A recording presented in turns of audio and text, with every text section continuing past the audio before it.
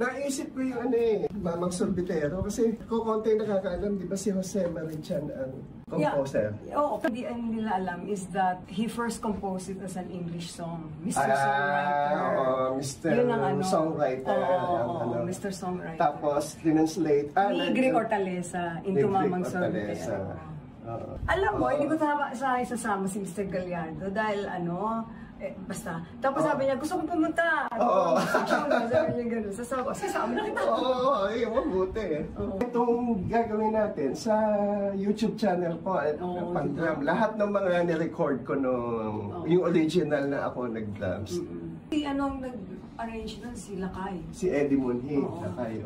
Tapos yung drums noon, talagang basic lang eh. Lang yung beat doon. Oo. Nakakatuwa si June. Ang point of view niya, syempre drums, no? Wait, before we go, baka makalimutan ko, we would like to invite you to yung time natin with the time machine. Diba? Ay, halos wala na. Si Omeng, wala na. Si Fred Concepcion, wala na. Doming Valdez, wala na. Tayo na lang dalawa yata na. Really? Ito nga, pagka nilagyan ko ng credit, puro the late Eddie Munhi, the late Roger Herrera. Puro Megros. Ano ba yung nag-comment? Sabi sa iyo, Si Bobby Enriquez. Oh, wow. Oo, di show kami. Patay na rin yun, di ba? Ha? O, patay na rin yun.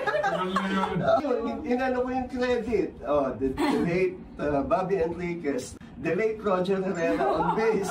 The late Boogie, Ding Dong Boogie on Lahat delay. Ako. Pero wow, what a lineup. Tapos may nag-comment, Sir Jun, sana huwag kayong malilate. Sabi ko, anong malilate?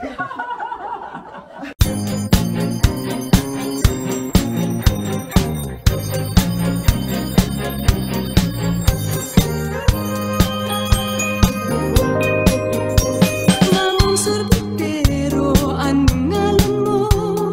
Tindang ice cream, gustong-gusto ko. Init ng buhay, pinapawi mo. Sama ng loob.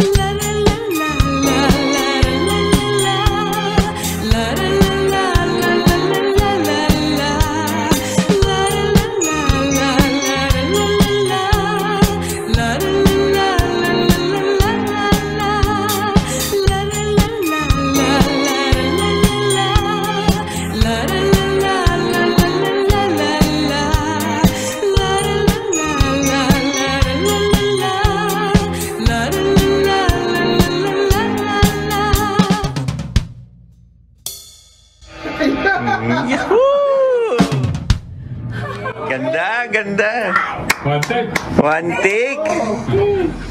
Saya, saya. 40 years ko na ata kinakain. Yan. Ay, galing.